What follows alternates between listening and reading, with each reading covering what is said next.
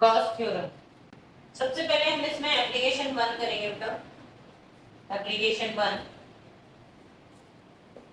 Expression for electric field intensity, expression for electric field intensity due to a straight line, due to a straight long करो, due to a straight long wire, wire की जगह वो conductor word के लिए use कर सकता है, लेकिन इसमें लॉन्ग वर्ड की वजह से ये ज्यादा आइडेंटिफाई की जाती है। इनफाइनाइटली चार्ज, ये हम इसमें फाइंड करें तो लिखो consider an infinitely long straight conductor, consider an infinitely long conductor which is uniformly charged। अब देखो ये जो चार्ज है यहाँ पर पहले समझ लो, ये चार्ज ओपन है कि क्लोज है। सरफेस पे चार्ज ऐसे समझो जैसे मार्कर पे हमने लगाए, ये चार्ज है यहाँ पे, जैसे मार्कर पे वर्ड लिखे हुए हैं तो ये चार्ज, ये वर्ड ओपन है कि क्लोज है, ओपन सरफेस है तो ये भी चार्ज इस पे ओपन होगा। अब इसको क्लोज करने के लिए गॉसियन सरफेस बनाएंगे, और गॉस ने क्या कंडीशन बोली थी कि जो भी सरफेस आप बनाते हो वो सारे चार्जेस से इक्वल डिस्टेंस पे हो।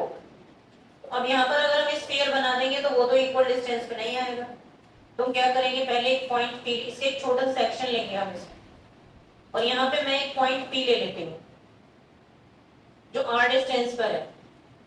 अब ये सोचो कि इस लाइन पे मैं जितने भी पॉइंट लूंगी यहाँ पे उन सबका डिस्टेंस कैसा होगा, r। इस लाइन पे जैसे मैंने p पॉइंट लिया, q ले लूं कोई भी, तो सारे कितने डिस्टेंस पे आएंगे, r डिस्टेंस पे। और अगर हम इस लाइन को जनरेट करें यानी इस कंडक्टर के चारों तरफ घुमाएं तो आपके सामने एक सरफेस तैयार हो जाएगी, क्लोज सरफेस। और वो कैसी होगी बोलो, सिलेंड्रिकल। कैसी होगी, सिलेंड्रिकल। तो ये क्या जनरेट हो गई हमारे पास, सिलेंड्रिकल गॉसियन सरफेस। अब क्योंकि हम इसे 1D में कंसीडर करेंगे, ये 1 डायमेंशन में है, तो इसमें हम इस साइड पर ही देखेंगे पॉइंट, यानी जो फील्ड होगा वो इधर ही, इसमें हर तरफ आउटवर्ड, ये इलेक्ट्रिक फील्ड लाइंस ऐसे होंगी, यहाँ पर भी आउटवर्ड होगा, यहाँ पर भी कैसा होगा, यानी इधर देखेंगे, इस साइड तो होगा ही नहीं क्योंकि वायर में आप कौन सी डायरेक्शन देख रहे हो, बस 1D, एक ही डायरेक्शन। कोई प्रॉब्लम। अब जैसे गॉस थ्योरम अब तक अप्लाई करते आए हैं वैसे ही अप्लाई करेंगे, यूज करो यहाँ पे गॉस थ्योरम। हमें इलेक्ट्रिक फील्ड निकालना है तो अब सारे एप्लीकेशन बहुत ही सिंपल होंगे, जैसे न्यूमेरिकल किया था वैसे ही हो जाएगा। गॉस थ्योरम क्या होती है, E dot d s is equal to क्या होता है बोलो, बोलो चार्ज एनक्लोज अपॉन। अब तुम्हारा काम क्या है यहाँ पे, E डॉट डी एस यानी कितने इलेक्ट्रिक फील्ड एलिमेंट्स में क्या एंगल बन रहा है और चार्ज एनक्लोज कितना है ये देखना है। अब क्योंकि ये तो इनफाइनाइट है तो हमें चार्ज पता ही नहीं चलेगा, बस हमने एक छोटा सा सेक्शन जो लिया है, यहाँ पे मैं इमेजिन कर लेती हूँ लेंथ एल है और चार्ज क्यू है, इसको इमेजिन किया है। ये जो क्लोज इंटीग्रेशन है यहाँ पे कितनी सरफेस बन सकती है, देखो सरफेस नंबर 1 ये वाली बनी, नंबर 1, नंबर 2 यहाँ पे बन सकती है सरफेस सर्कुलर फेस पे, नंबर 3 ये दोनों एक जैसी हैं यहाँ। तो देखो सारी फील्ड लाइन इधर निकल रही हैं, और यहाँ पे अगर मैं नॉर्मल डालूंगी तो नॉर्मल की डायरेक्शन क्या आएगी, यही वाली। यहाँ पे नॉर्मल डालोगे तो नॉर्मल ऊपर चला जाएगा, फील्ड लाइन से कितने डिग्री का एंगल बनेगा, 90। यहाँ पे भी नॉर्मल नीचे आ गया, फील्ड लाइन इधर चली गई तो नॉर्मल से कितने डिग्री का एंगल बन रहा है, बोलो 90। तो ये सरफेस 1, ये 2 और ये 3।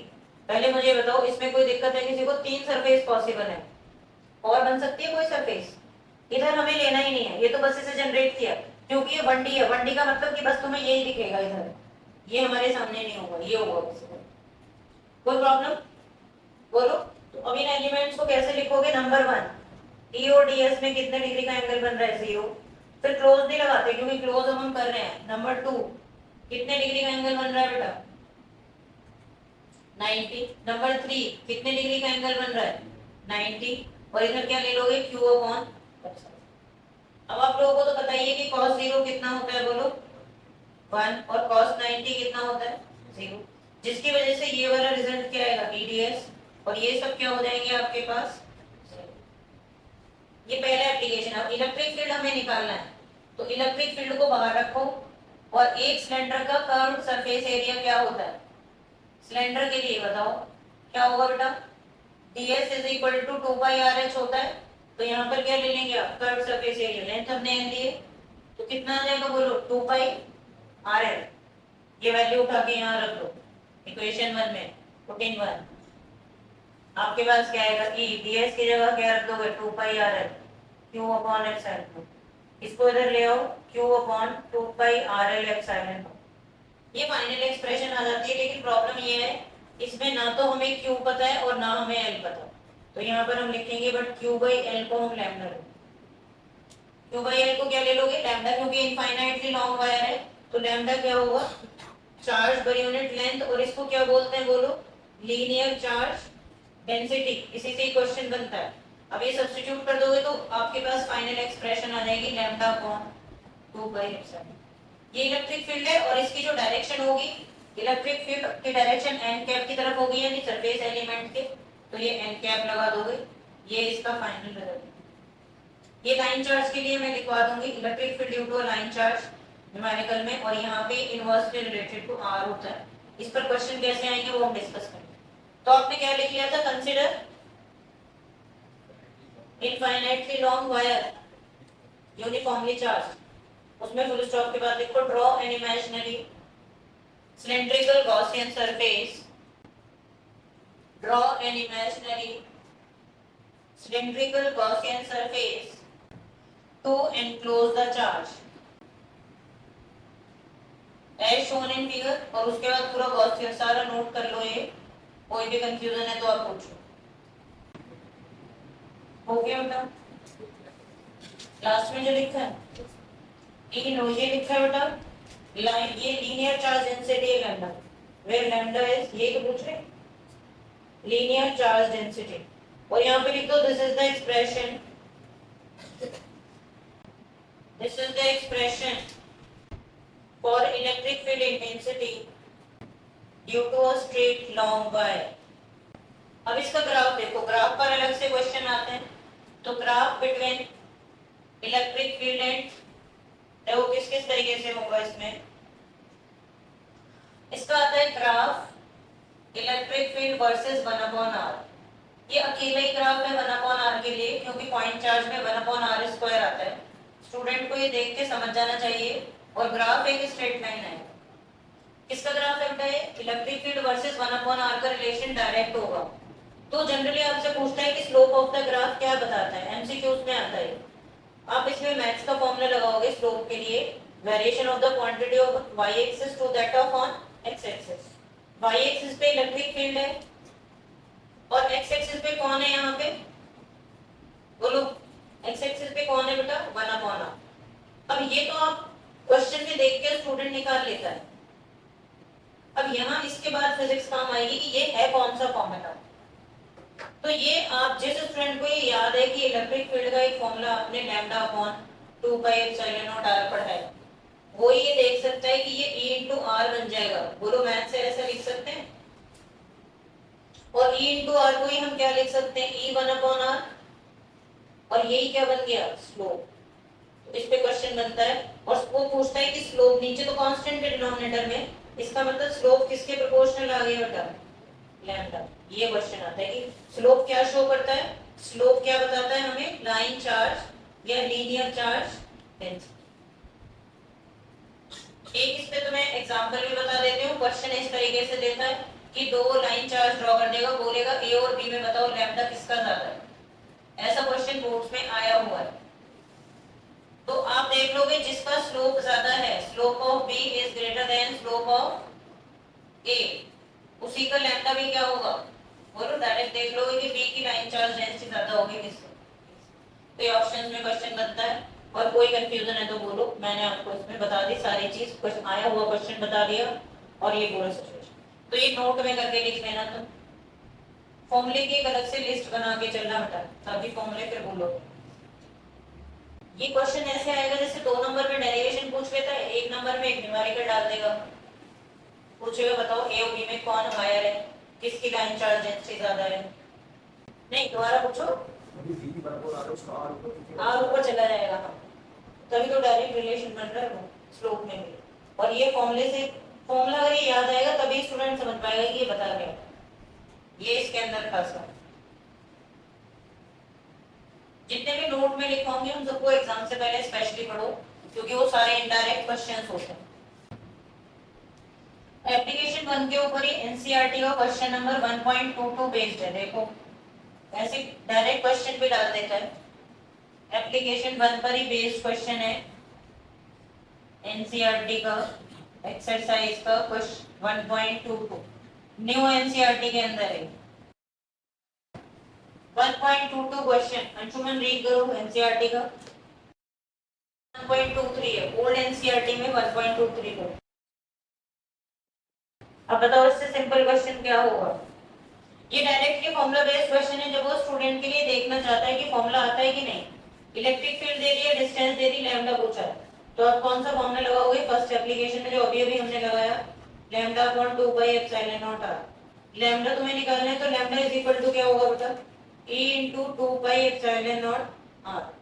तो जानते हैं जैसे तुम लोगों को पता है कि 1 अपॉन 4 पाई एप्सिलॉन नॉट की वैल्यू क्या होती है 9 into 10 raised to power 9। अगर गलती वैल्यू पुट करने में कर दी तो भी नंबर चले जाता है। तो 4 पाई एप्सिलॉन नॉट की वैल्यू क्या होगी बोलो 1 अपॉन 9 into 10 raised। और 2 अपॉन 4 पाई एप्सिलॉन नॉट की वैल्यू क्या होगी 2 पाई एप्सिलॉन 4 पाई की, तो 2 पाई की क्या होगी, मतलब इसे क्या किया बोलो 2 से डिवाइड कर दिया, तो इसे भी 2 से क्या करना पड़ेगा इधर डिवाइड करना पड़ेगा। तो क्या आएगा 1 अपॉन 2 into 9 into, कर सकते हैं ऐसे। अब यहाँ वैल्यू डालो, इलेक्ट्रिक फील्ड तुम्हें दिया हुआ है, इसकी वैल्यू कितनी आएगी, कैलकुलेशन भी ज्यादा नहीं होती, लेकिन बस ये ध्यान रखना कि 2 सेंटीमीटर को मीटर में चेंज कर देना। 9 into 10 raised to power 9 और 2 सेंटीमीटर को मीटर में चेंज कर दो, बस 2 से 2 गया। देखो आंसर भी कितना, इसीलिए एक नंबर में डालता है ऐसा क्वेश्चन।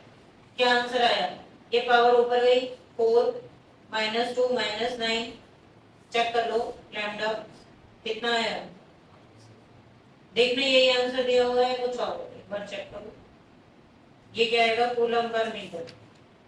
पावर कुछ और, यहाँ पर देखो प्लस माइनस, ये कितना आएगा प्लस का 2 यानी माइनस का 7, चेक करो। एप्लीकेशन 2 करेंगे अब गॉस थ्योरम का second application. Expression for electric field intensity due to a thin uniformly charged spherical shell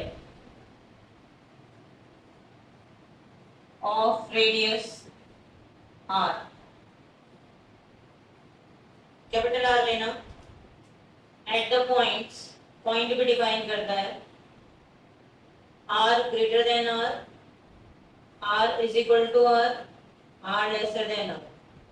2 point भी दे देता है, कभी कभी तीनों भी दे देता है। r greater than r का मतलब होता है आउटसाइड द शेल, ये सरफेस पे होगा और ये कहाँ होगा बेटा इनसाइड। आउटसाइड वाले को ही आपको ध्यान से समझना है, बाकी तो दोनों उसी से हो जाएंगे। हम एक स्फेरिकल शेल ले रहे हैं, ये यूनिफॉर्मली चार्ज है। शेल का मतलब है कि ये 2D है, 3D में स्फीयर होता है। और ये रेडियस r ले ली।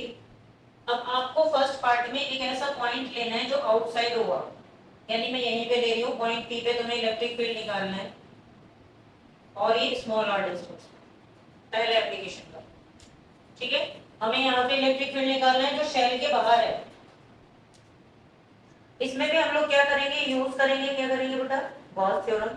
और गॉस थ्योरम में क्या होता है बताओ, E डॉट ds बोलो Q अपॉन एप्सिलॉन।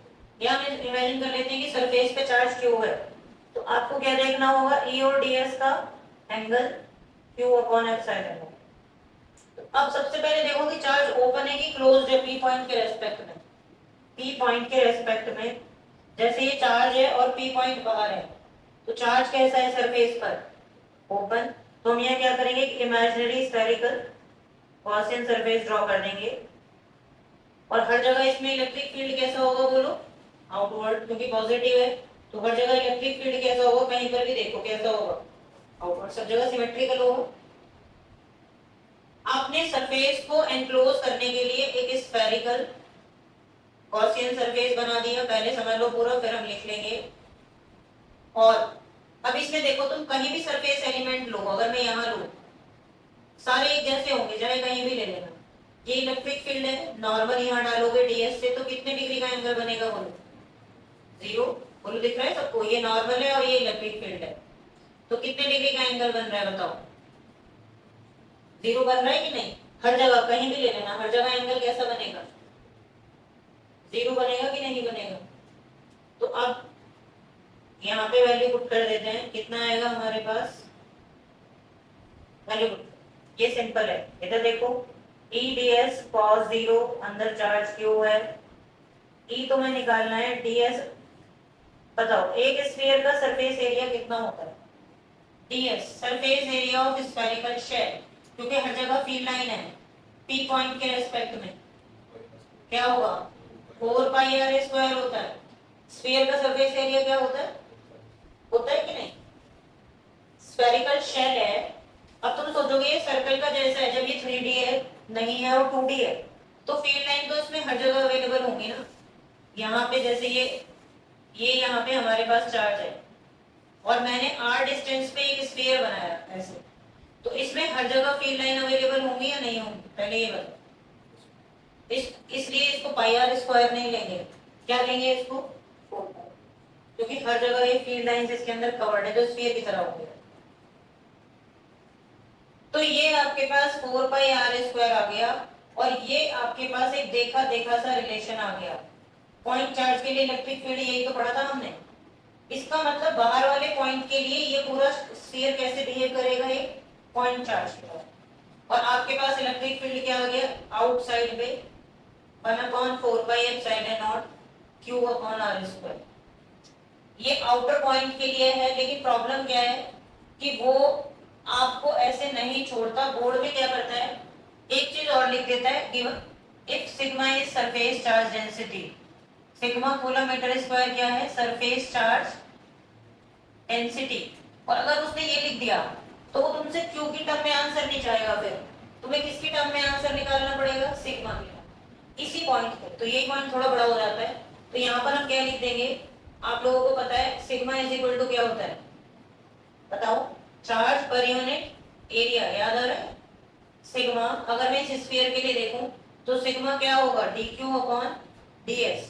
और यहाँ पर पूरे पे चार्ज हमने क्या लिया है? q। और किस सरफेस पर है q? 4 पाई r स्क्वायर। तो यहाँ पे q की वैल्यू क्या आएगी तुम्हारे पास? सिग्मा इंटू 4 पाई r स्क्वायर। और ये वैल्यू उठा के हम इसमें डाल देते हैं, इसको इक्वेशन 1 बना। तो एक और फॉर्मूला बन जाता है आउटर सरफेस के लिए ही, सिग्मा इंटू 4 पाई r स्क्वायर अपॉन, ये ज्यादा पूछा जाता है, 4 पाई r स्क्वायर। कौन कौन गया 4 पाई से? आपके पास क्या बचा? Sigma r square upon epsilon. ये भी फाइनल रिलेशन आया है किसके लिए? आउटसाइड। अगर वो सिग्मा ना दे तो तुम यहीं पे छोड़ देना, ये सही आंसर है ये वाला। और अगर उसने सिग्मा दे दिया तो तुम्हें यहाँ आना पड़ेगा। और दोनों का रिजल्ट यही है कि इनवर्सली रिलेटेड टू डिस्टेंस है।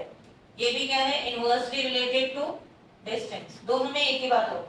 इधर आओ, अब हम सेकेंड पार्ट में सरफेस पर आ जाते हैं, यानी आर आर के इक्वल होगा। देखो ये स्फेरिकल शेल है, यहाँ ध्यान दो, और पॉइंट पी भी यही होगा इसी की सरफेस पर। ये तुम्हारे पास आर है कैपिटल, और यहीं पे पॉइंट पी है। पॉइंट पी सरफेस पे आ गया, बताओ इस बार बोर्ड में यही वाली डेरिवेशन आई हुई है। अब क्या चार्ज ओपन है कि क्लोज है? बोलो। ओपन ही तो है, बाहर ही तो है सरफेस पे। हाँ उसी पे, जैसे यहाँ पे चार्ज है और यहीं पे पॉइंट है, तो दोनों ओपन है। आदित्य समझ में आ रहा है? आदित्य तिवारी, तुम्हें यहाँ पे कोई डाउट आ रहा है बेटा इसमें? यहाँ पे दोनों ओपन ही है। तो अगर तुम एक सरफेस ड्रॉ करोगे चार्ज को एनक्लोज करने के लिए, तो वो तो यहीं आ जाएगी ना, इसी के ऊपर, समझ लो इसी लाइन पे ही बना दी जैसे। यानी आर और आर एक दूसरे के कैसे रहेंगे? इक्वल। तो आप इस वाले एक्सप्रेशन में नंबर 2 में आर को आर के इक्वल रख दो, चाहे इसमें रख दो या उसमें रख दो। Put R is equal to R into two, आपके पास सरफेस पे कितना इलेक्ट्रिक फील्ड आ जाएगा? बोलो सिग्मा आर स्क्वायर, और डिनोमिनेटर में भी क्या होगा बेटा, आर स्क्वायर से आर स्क्वायर क्या हो गया, कट दो। आपके पास फाइनल एक्सप्रेशन आ गई सरफेस पर। देखो इसमें कहीं आर आ रहा है, दोनों ही कैसे हैं, कांस्टेंट। इसका मतलब सरफेस पे आपकी इलेक्ट्रिक फील्ड कैसा हो जाता है। और अगर थर्ड पार्ट में जैसे उसने बोला है कि अंदर आ गया, यानी ये आपके पास स्फीयर है जिसका रेडियस आर है, और यहाँ पे पूरे में चार्ज दिया हुआ है आपको, लेकिन पॉइंट पी इस बार अंदर है ये। अब बताओ जब पॉइंट पी अंदर आ गया तो अब कितना चार्ज एनक्लोज होगा, गॉसियन सरफेस कैसे बनाएंगे, ये बना दी मैंने गॉसियन सरफेस। अब इसके अंदर कितना चार्ज बंद हुआ, बोलो, जैसे ये चार्ज इमेजिन करो, ठीक है, और ये चार्ज मैंने यहाँ रखा है, और मैं हाथ बंद करके बोलूँ कि बताओ कितना चार्ज आया अंदर बंद होगा, चार्ज तो बाहर है, तो अंदर कितना बंद होगा, इसे देखो चार्ज तो बाहर है ना सरफेस पे, और जब आप अंदर पॉइंट लोगे तो अंदर क्या चार्ज होगा, यहाँ पे चार्ज एनक्लोज कितना होगा, इनसाइड चार्ज एनक्लोज क्या होगा बेटा, जीरो। और जब चार्ज एनक्लोज जीरो हो गया तो सारी कहानी खत्म हो गई, इलेक्ट्रिक फील्ड कितने होगा। बाद के दो पार्ट में तो फ्री के मार्क्स मिलते हैं क्योंकि इसमें कुछ करना ही नहीं है, बस सारा मेन पार्ट कह रहा है। कंसीडर 3 नंबर की एप्लीकेशन है, इसका साथ में ग्राफ भी आता है, ग्राफ की अभी जगह नहीं है, वो बनाएंगे। Consider a uniformly charged spherical shell of radius r, capital R लिखना। Draw an imaginary Gaussian surface, draw an imaginary spherical Gaussian surface to enclose the charge. Then according to Gauss theorem, यहाँ से पूरा लिख लो, use Gauss theorem से diagram बना लेना हर एक case का अलग अलग, और कोई भी पॉइंट नहीं समझ आए तो बताना। This shows that the electric field outside the spherical shell is inversely proportional to the square of distance, is inversely proportional to the square of distance, and inversely proportional to the square of distance outside the shell, outside the shell, फिर comma लगा के लिखो, it remain constant at the surface and becomes zero inside the spherical shell. ये सब अलग से भी आपको याद रखने, ग्राफ में बना रहे हैं, and becomes zero inside the spherical shell. It can be represented graphically. It can be represented graphically as following.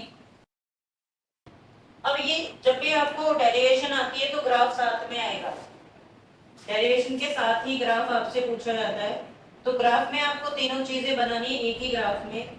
ये इलेक्ट्रिक फील्ड इंटेंसिटी है, और यहाँ पर हम डिस्टेंस आर के साथ प्लॉट करेंगे, ये ओरिजिन यहाँ पर इनसाइड होगा, ये सरफेस वाला पॉइंट होगा, और उसके बाहर वाला पॉइंट। अंदर फील्ड है ही नहीं, जीरो है, तो कुछ मत बनाओ यहाँ पे, बस यहाँ पे इलेक्ट्रिक फील्ड को क्या लिख देंगे, जीरो। इनसाइड पे इलेक्ट्रिक फील्ड क्या है, और यहाँ पे स्ट्रेट लाइन से शो करेंगे, और बता देंगे कि ये सिग्मा अपॉन एप्सिलॉन नॉट है सरफेस पर, और जैसे ही हम बाहर की तरफ जाएंगे तो फील्ड लगातार डिक्रीज होगा डिस्टेंस। ये इसका ग्राफ होता है, ग्राफ साथ में आएगा। बुक्स में यहाँ पे ऐसे डॉटेड लाइन से दिखा रखा है, उसकी जरूरत नहीं है क्योंकि स्टूडेंट कंफ्यूज हो जाता है। ये आउटसाइड है, ये सरफेस पर है, ये कांस्टेंट है यहाँ पर, ये सरफेस के लिए बना दो, इनसाइड सरफेस आउटसाइड। और ये ग्राफ कब की लाइन कभी भी टच नहीं करेगी इसको, बस इसके पैरेलल हो जाती है। डिस्टेंस जैसे जैसे बढ़ती जाएगी ये कम होता जाएगा। अब इस एप्लीकेशन पर बेस्ड एक क्वेश्चन देखो, बस एक लास्ट एप्लीकेशन अब रह जाएगी क्योंकि हमने पूरा फ्लक्स चैप्टर वन अब एंड हो गया है। मोस्ट प्रोबेबली नेक्स्ट क्लास में या उसके नेक्स्ट हम चैप्टर 2 शुरू करेंगे। और तुम लोग बोर्ड स्किल्स पूरे कर लेना बेटा, मैंने ऑलरेडी सॉल्यूशन भेजे हुए हैं, प्रैक्टिस आप नहीं कर रहे हो अभी, कोई डाउट आएगा तो मुझसे पूछ लें। अब देखो इस पर बेस्ड है एनसीईआरटी का क्वेश्चन, सेकंड एप्लीकेशन पर बेस्ड जो एनसीईआरटी का क्वेश्चन है वो है एनसीईआरटी एक्सरसाइज में मैं न्यू एनसीईआरटी का बता रही हूँ, ये पुराने में एक नंबर आगे हो सकता है। ये 1.12 1.21 और यही क्वेश्चन बोर्ड स्किल्स में भी है आप लोगों का, क्योंकि बोर्ड में आया हुआ प्रॉब्लम है। बोर्ड स्किल्स का क्वेश्चन 16 है। ये सरफेस सरफेस लिखा है यहाँ पे, नहीं भी लिखोगे तो चलेगा, वो है यहाँ पे भी लिख दो, यहाँ लिख दो, वहां लिखने की जरूरत। अब ये क्वेश्चन करते हैं एनसीईआरटी का हम लोग। ये हटा दो, ग्राफ सबने प्लॉट कर लिया। नमन आप रीड करो क्या क्वेश्चन है। कितनी 80 माइक्रोकूलम पर मीटर स्क्वायर। सरफेस से फ्लक्स कितना बाहर जाएगा ये बताना है। अगर उसने बोला है कि उसका डायमीटर कितना दिया हुआ है बेटा हमें 2.4, तो रेडियस कितनी आ जाएगी d/2, यानी कितनी आ गई 1.2 मीटर। अब यहाँ पर चार्ज है पूरे में उसने दिया हुआ है तो चार्ज निकालना है। अब आपको समझ जाना चाहिए, जब आपको सिग्मा दिया है तो आप सीधा सिग्मा का फॉर्मूला लगा दो। सिग्मा इज इक्वल टू क्या होगा बोलो, Q/4 पाई, सिंपल। तो Q पहला आंसर आ जाएगा सिग्मा इंटू 4 पाई r स्क्वायर। लेकिन एक चीज का ध्यान रखना कि आपको माइक्रोकूलम दिया है बेटा, और माइक्रो को किस में चेंज कर देंगे आप, कूलम में। माइक्रो को किस में चेंज कर देंगे हम, कूलम। तो आपका आंसर आ जाएगा 80 इंटू 10⁻⁻6 4 इंटू 3.14 1.2 का होल स्क्वायर। यहाँ से पहला आंसर आएगा कूलम। और जैसे ही आपको चार्ज पता चलेगा आप क्या अप्लाई कर देंगे, गॉस थ्योरम, अंशुमन। अब हमें फ्लक्स निकालना है बेटा, तो गॉस थ्योरम से आप क्या फॉर्मूला लगाओगे बोलो, phi is equal to Q/7। Q तुम यहाँ से निकालोगे और यहाँ पे पुट कर देंगे तो क्या आएगा 8.85 इंटू 10⁻12। ये सॉल्व करके बताओ तो दूसरा आंसर आ जाएगा। ये दोनों एप्लीकेशन यहाँ पे कंप्लीट हो, सॉल्व करके दोनों पार्ट्स के आंसर बताओ। कितना कितना आंसर आया पहले चार्ज बता दो। तुम्हारा कितना आ रहा है, यही करेक्ट है बेटा, आप चेक करो कैलकुलेशन। और ये बताओ 1.45 इंटू 10⁻³ यहाँ पुट करेंगे तो इसकी वैल्यू कितनी आ रही है, कितना आया बेटा। ये लास्ट वाला फ्लक्स का आंसर वो तो सही है, ऊपर यही आएगा 1.45 इंटू 10⁻³ यही करेक्ट आंसर। कितना आया नमन फ्लक्स, हाँ ये करेक्ट है, यही आएगा फ्लक्स का answer 1.6 into 10⁸ newton metre square पर कूलम। नेक्स्ट क्लास में कंटिन्यू करेंगे हम एप्लीकेशन 3 के साथ। यही करते हैं आज की क्लास में बस।